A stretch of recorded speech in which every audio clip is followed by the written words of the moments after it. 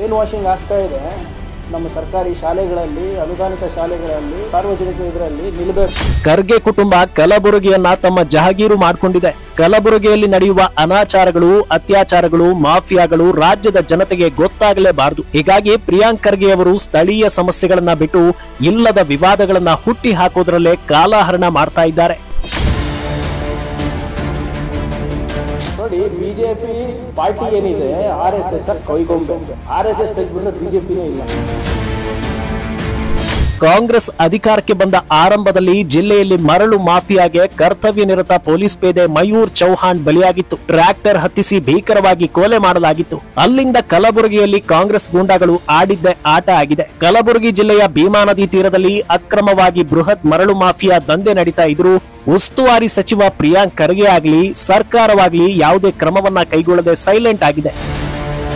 ಕಾನೂನು ಸುವ್ಯವಸ್ಥೆ ಖರ್ಗೆ ಮನೆಯಲ್ಲಿ ಹಾಸಿಗೆ ಹೊದ್ದು ಮಲ್ಕೊಂಡಿದೆ. ಹೀಗಾಗಿ ಮತಾಂಧರು ಎಲ್ಲೆ ಮೀರಿದ್ದಾರೆ. ಮತಾಂಧ ಮೆಹಬೂಬ್ ಕಿರುಕುಳಕ್ಕೆ 14 ವರ್ಷದ ಬಾಲಕಿ ಮಹಾಲಕ್ಷ್ಮಿ ಆತ್ಮಹತ್ಯೆ ಮಾಡಿಕೊಂಡಾಗ್ಲೂ ಕಾನೂನು ಸುವ್ಯವಸ್ಥೆ ಖರ್ಗೆ ಮನೆಯ ಬಾಗಿಲು ದಾಟಿ ಹೊರ ಬರಲೇ ಇಲ್ಲ. ಬೆಳೆ ನಷ್ಟ, ಸಾಲ ಬಾಧೆಯಿಂದ ಕಳೆದ 2 ವರ್ಷದಲ್ಲಿ 100ಕ್ಕೂ ಹೆಚ್ಚು ರೈತರು ಆತ್ಮಹತ್ಯೆ ಮಾಡಿಕೊಂಡಿದ್ದಾರೆ. ಈ ಬಗ್ಗೆ ಪ್ರಿಯಾಂಕ್ ಖರ್ಗೆ ಮಾತೇ ಆಡೋದಿಲ್ಲ.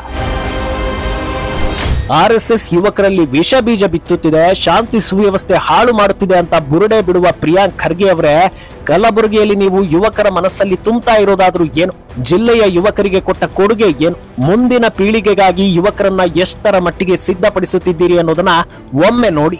ಈ ಬಾರಿಯ SSLC ಫಲಿತಾಂಶದಲ್ಲಿ ಕಲಬುರಗಿ ಜಿಲ್ಲೆ ಕೊನೆ ಸ್ಥಾನವನ್ನ ಪಡೆದುಕೊಂಡಿದ್ದು ನಿಮ್ಮ ದುರಾಡಳಿತಕ್ಕೆ ಸಾಕ್ಷಿಯಾಗಿದೆ. PUC ಫಲಿತಾಂಶದಲ್ಲಿ ರಾಜ್ಯದಲ್ಲಿ 31ನೇ ಸ್ಥಾನ ಪಡೆದುಕೊಳ್ಳುವ ಮೂಲಕ ಜಿಲ್ಲೆಯನ್ನ ಅನಕ್ಷರಸ್ಥರ ತಾಣ ಮಾಡಿದ್ದೀರಿ. ಪರೀಕ್ಷೆ ಫಲಿತಾಂಶದ ದಾಖಲೆಯ ಕುಸಿತಗಳು ಕಲಬುರಗಿಯಲ್ಲಿ ಸಾಕ್ಷರತೆ ಪ್ರಮಾಣವನ್ನ ಪಾತಾಳಕ್ಕೆ ತೆಗೆದುಕೊಂಡು ಹೋಗಿದೆ. ಕಲಬುರಗಿ ಜಿಲ್ಲೆಯಲ್ಲಿ 200ಕ್ಕೂ ಹೆಚ್ಚು ಅತಿಥಿ ಉಪನ್ಯಾಸಕರು ಕಳೆದ 3 ತಿಂಗಳಿಂದ ಸಂಬಳ ಸಿಗದೆ ಹೊಟ್ಟೆ ಮೇಲೆ ತಣ್ಣೀರು ಬಟ್ಟೆ ಹಾಕಿಕೊಂಡಿದ್ದಾರೆ. ಅವರಿಗೆ ಸಂಬಳ ಕೊಡಿಸುವ ಯೋಗ್ಯತೆ ಸಹ ಪ್ರಿಯಾಂಕ್ ಖರ್ಗೆಗಿಲ್ಲ. ಕಲಬುರಗಿಯಲ್ಲಿ ಆಕ್ಸಿಜನ್ ಬ್ಯಾಟರಿ ಬ್ಯಾಕಪ್ ಇಲ್ಲದೆ ರೋಗಿಗಳು ಈ ಹಿಂದೆ ಹಲವು ಬಾರಿ ಪರದಾಡಿದ್ದಾರೆ.